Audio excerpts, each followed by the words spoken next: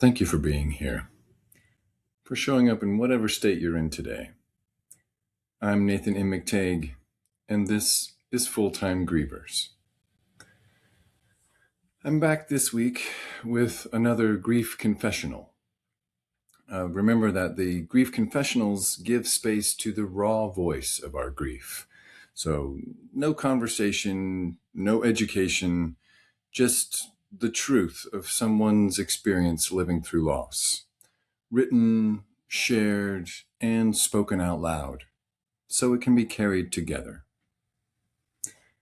Before I read this episode's submission, I want to make sure you know, or remind you if you've heard me say before, that you're invited to send us your own grief confession. If there's something in your grieving process that you haven't been able to share elsewhere, you can share it here. Check out the form link in the show notes if you want to know more. You can sign it anonymous or with your full name, first name, or a pseudonym, or even a symbol. With permission, I'll also read some submissions on a future Grief Confessionals episode, exactly the way you wrote it, with tiny edits only for safety or clarity. And if I share yours, I'll email you a link to it. And thanks to everyone sending in your grief confessions. It's incredibly powerful to receive your words. Thanks as well to this episode's author in particular. So this time, once again, we're hearing from one person about how their grief is showing up right now, and a couple feelings in particular that they weren't expecting. So here it is. One of the many, so many, things that I wish I could say but can't is, I'm fucking pissed. I've felt despair and sadness, of course, and some guilt and regret, and I still feel so much longing. But I didn't expect to feel this much anger and resentment, rage even. Do you get that a lot? Do people often seem so apoplectic in grief? I could kick the canes out from under the elderly.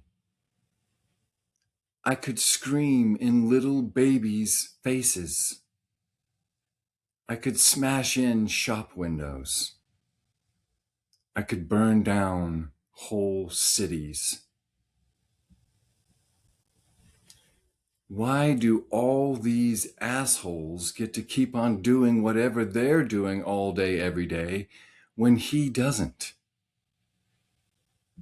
Why do they still get to be here when he doesn't? How does anything keep going or even matter anymore? And I'm just supposed to go back to regular life and pretend everything is just continuing on? Well, fuck that. Here's what I can promise you. I'm not just fine. I'm not going to be okay. I'm not moving toward comfort or remembering the good times or finding my peace.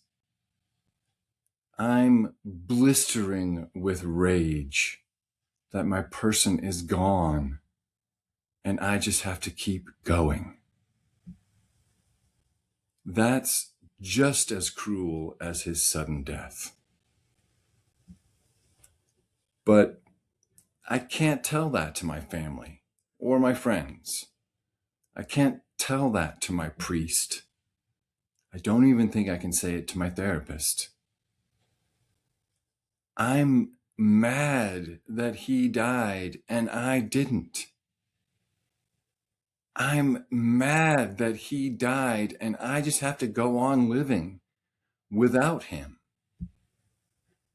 I'm mad that he died and that my grief is ruining my life. I'm just so fucking mad he died. Signed, Apoplectic in Appalachia.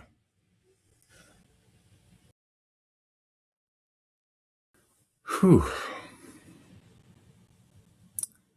Thanks again for trusting us with your words and for being with your grief in the ways that are right for you.